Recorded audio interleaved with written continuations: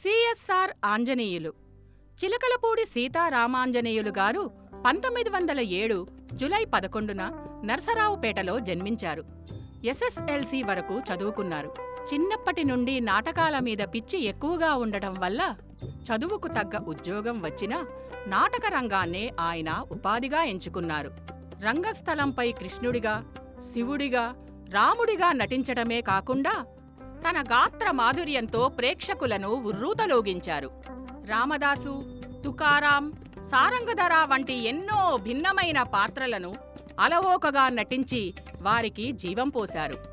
ఇటు రంగస్థలం మీద, అటు వెండితెర మీద ఎన్నో ప్రశంసలందుకున్న వీరు 5.5 దశాబ్దాలలో చలనచిత్ర సీమని తమ అపూర్వ వైదుష్యంతో ప్రభావితం చేశారు.